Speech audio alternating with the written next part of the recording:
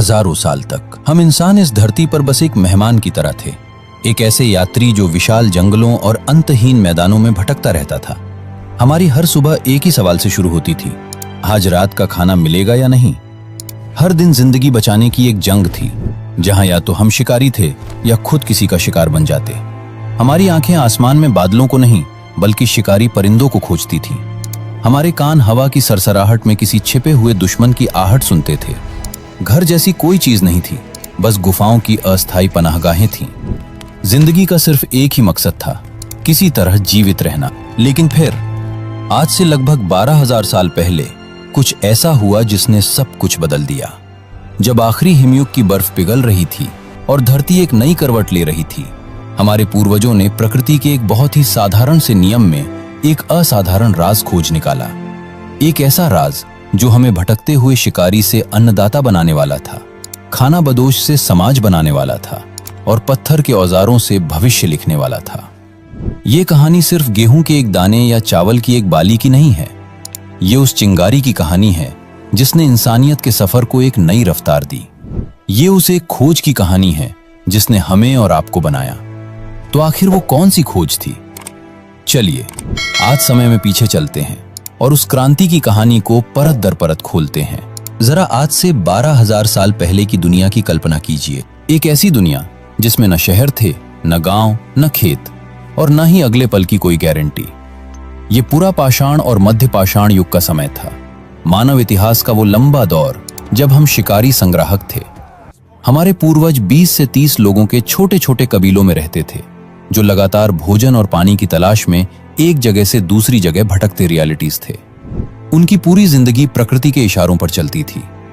जब किसी इलाके में फल और कंदमूल खत्म हो जाते या जानवरों के झुंड कहीं और चले जाते, तो पूरे कबीले को अपना सामान समेटकर एक नई मंजिल की ओर निकलना पड़ता था।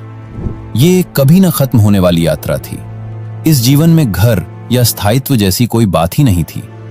गुफाएं और पेड़ों की छांव ही उनका अस्थायी आशियाना हुआ करती थी।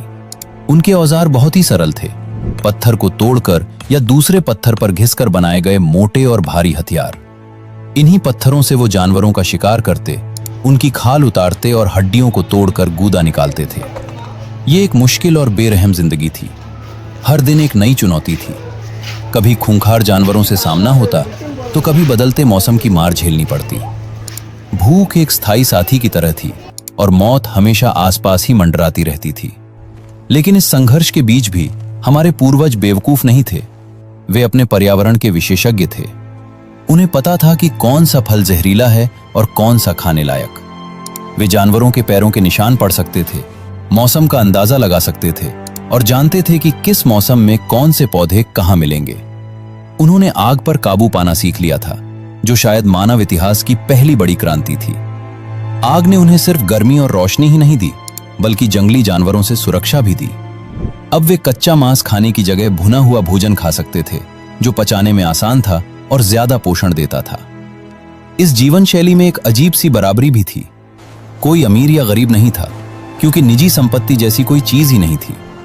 जो कुछ भी जमा होता था वो पूरे कबीले में बराबर बांटा जाता था। जिंदगी मुश्किल थी, पर सब साथ मिलकर जीते थे। मध्य प्रदेश की भीमबेटका जैसी गुफाओं में मिली हजारों साल पुरानी चित्रकारी इस बात की गवाह है कि शिकार और संघर्ष के बीच भी उनके अंदर एक कलाकार जिंदा था। वे अपनी जिंदगी, अपने शिकार और अपने रीति रिवाजों को चट्टानों पर उकेरते थे। लाखों सालों तक इंसान ने ऐसी ही जिंदगी जी। ये मानव इतिहास का 96% हिस्सा है। एक ऐसी जिंदगी जिसमें भविष्य की योजना बनाने का कोई मतलब नहीं था, क्योंकि अगला दिन ही अनिश्चित था। वे प्रकृति के साथ एक संतुलन में तो जी रहे थे, लेकिन वे हमेशा उसकी दया पर निर्भर थे। पर अब यह सब बदलने वाला था। एक ऐसी ताकत दस्तक दे रही थी जो इस संतुलन को हमेशा के लिए तोड़कर इंसानियत को एक नए रास्ते पर ले जाने वाली थी। लाखों साल के ठहराव के बाद आखिर ऐसा क्या हुआ कि इंसान ने हजारों सालों की अपनी शिकारी जीवन शैली को छोड़ने का फैसला कर लिया? ये कोई एक दिन में हुआ चमत्कार नहीं था, बल्कि इसके पीछे कई बड़ी वजहें थीं, जिसमें संयोग, मजबूरी और प्रकृति का एक बहुत बड़ा खेल शामिल था। इस कहानी का एक बड़ा मोड़ आज से लगभग 12,900 से 11,700 साल पहले आया। इस समय को वैज्ञानिक